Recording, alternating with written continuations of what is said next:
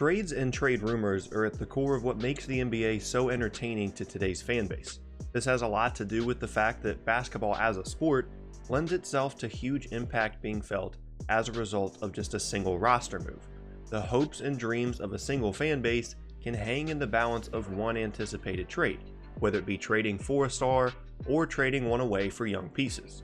I'd be willing to bet that each of you watching this video have at some point been sucked in by trade rumors surrounding one of the top tier players in the league at one point or another. And with the number of high profile guys that have been moved in the past 2 years, you'd be right to anticipate even more big trades coming this season.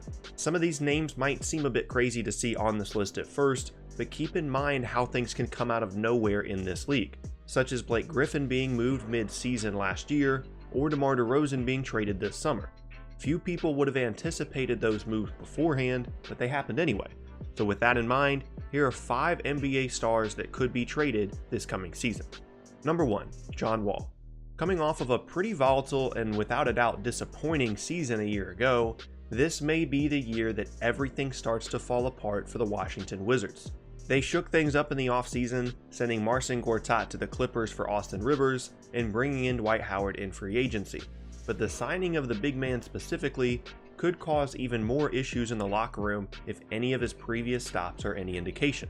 This is a team that, although they have had their fair share of success, including a 49-win 2016-17 season, they're right where you don't want to be as an NBA franchise, stuck in the middle. Any reasonable observer wouldn't put them in the upper tier of the Eastern Conference, and they don't appear to have any young talent to provide themselves significant upward mobility outside of their core perimeter trio. They're a solid team, however, just solid enough to continually pick in the middle of the first round of the draft, a selection range that is yet to provide them with any additional star power. With a full payroll and few assets, some tough choices might be coming the franchise's way sooner rather than later. Washington is likely headed for the same fate, finishing in the 4 to 8 range in the East once again next year. And regardless of the path they take to get there, whether it be mediocrity as a result of the roster or disappointment as a result of injuries, the odd man out should be Wall either way. He's nearly 3 years older than Bradley Beal and is set to start his Supermax extension in the 2019-20 season, which will pay him over $37 million and only increase from there as he exceeds 30 years old. Having said that, he is a 5-time All-Star and an All-NBA caliber point guard in his prime, one of the premier on-ball playmakers in the league that could benefit from better team spacing in which to operate than he's been provided so far in his time as a Wizard. You really can spin it either way, just like anything in the NBA. Wall could either be a ball hog lead guard without the jump shot to fit the modern game, or a misused franchise cornerstone that just needs a fresh start, depending on which argument you're making. There aren't a ton of teams in the market for a point guard, and Wall isn't the only player at that position on this list, so interest and compensation might be a bit lower than you'd expect at first. But even with that said, I wouldn't be surprised to see him moved before the trade deadline this season. Number 2, Marc Gasol. The Memphis Grizzlies are in a bit of a weird spot as a franchise at the moment. David Fizdale, the coach tasked with taking the team out of the grit and grind era and into a more modern approach to the game, is no longer around, reportedly in large part as a result of his inability to mend his relationship with All-Star center Marc Gasol. He was fired in the middle of what turned out to be a 22-win season a year ago, leading the team to select forward Jaren Jackson Jr. out of Michigan State with the 4th overall pick in the draft. But even with that record, this isn't a bad team on paper. It's just that Mike Conley and Chandler Parsons, the other 2 highest paid players on the roster other than Gasol, played a combined 20 games last season. With that being said, it can't be ignored that those injury issues could very well come around again next season, leading the team to begin looking at ways to offload their more expensive salaries and give their new big man some more run at the same time. Despite his teammates' issues staying on the floor, Gasol actually had an extremely productive season a year ago.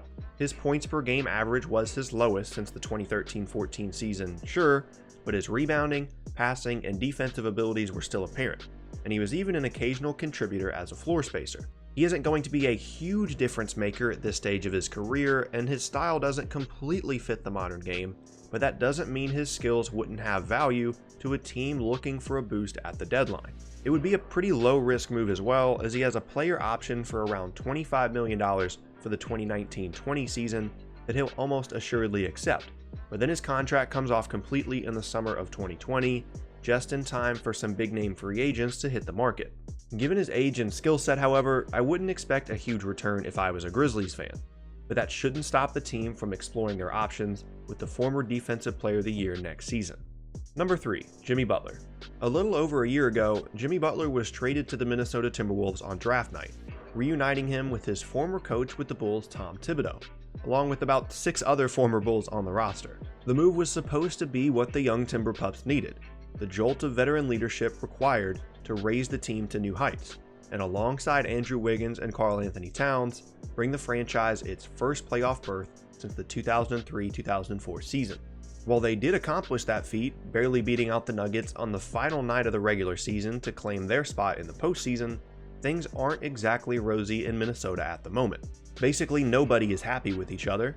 Andrew Wiggins wants more touches and doesn't see himself as a third option. Cat doesn't have a great relationship with Tibbs or the front office, and Butler is tired of playing babysitter to the young pups. And as a result, the situation in Minnesota seems to be dangerously close to falling apart. What makes Butler specifically the most likely of the 3 to be traded away is the fact that if he truly is unhappy, then he might be leaving the team soon anyway.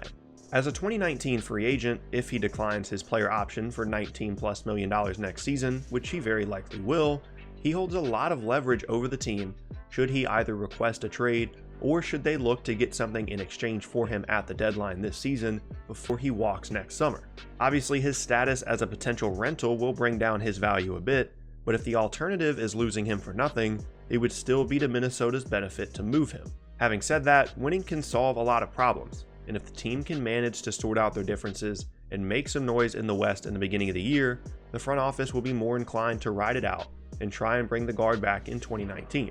But if they're looking for a bargain level deal, as reports seem to indicate, then they might as well cut ties before things even get that far, because with the amount of cap space that'll be available next offseason, Butler is likely a max player, which might be more than the Timberwolves are interested in paying. Number 4, Kemba Walker. Last on the list is a guy that has seemingly been on the trade block for over a year now, but is yet to be moved. The all-time leading scorer in Charlotte Hornets history, Kemba Walker. He was linked to any number of teams throughout the season and at the deadline last year, including as a potential jolt to jumpstart the Cleveland Cavaliers season. But ultimately, the franchise decided to keep him around for this coming season, the last one in which he is under contract, as he will hit the 2019 free agency market once his $12 million deal for this season expires. But this is a team under a new head coach and a franchise that hasn't won 50+ games this century, showing that not only are they not close to being a top-tier team in the East, but that they also only hurt themselves and Walker by not going all in on a full rebuild. They can't afford to lose a player of his talent level for nothing next summer, when they could use him to get some value in return and, ideally, dump one of their bigger salaries at the same time. Including Walker, 6 different players will be making more than $12 million for the Hornets next season, which puts them ridiculously close to the luxury tax for a team that has had as little success as they have. Committing that kind of money to those players is pretty indefensible, but maybe the value that Walker has could help the front office right some of those wrongs. He's a high-level playmaker and scorer that has really improved his jump shooting in recent seasons that could provide a big offensive boost to a team in need of some in their backcourt. Take the Indiana Pacers, for example, who are in need of some more playmaking alongside Victor Oladipo. No offense to either of the former UCLA Bruins they currently have at the point guard spot, and could have some assets the Hornets would be interested in. The return wouldn't be great for Charlotte, as Indiana would need to hedge against Walker potentially leaving as a free agent in 2019, or the possibility that it could require a big contract to retain him. With the circumstances around the summer of 2019 being what they are, the Hornets might actually have waited too long to try and unload Walker for anything of real value. But if they could find a team willing to take on one of their bigger salaries along with him, even that might be enough to convince them to finally part ways with him. And there you have it, 5 NBA stars who could be traded next season. My name is Tucker, this has been Sporting Logically. If you missed any of my previous Monday, Wednesday, Friday videos, be sure to check out the boxes on screen. Thanks for watching, and I'll see you all next time.